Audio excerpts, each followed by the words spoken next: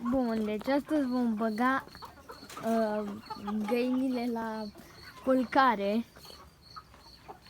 Știu că o să fie ceva mai diferit,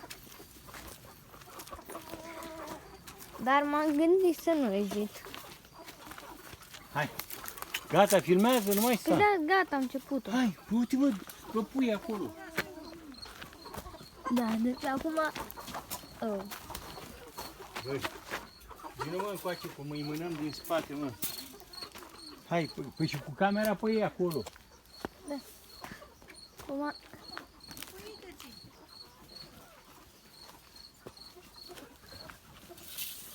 Se ducă? Hai, acolo, acolo. Așa, așa, așa, așa. Du-te în față, du-te în față. Da. Bă, ce?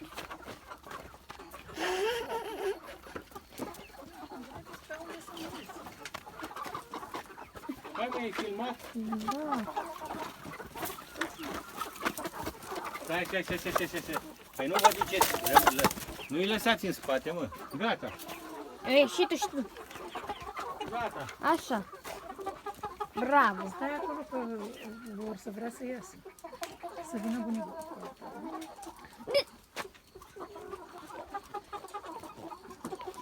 Cocoșul acela l-am băgat acolo, l-am pedepsit căciugul la penele celălalt cocoș.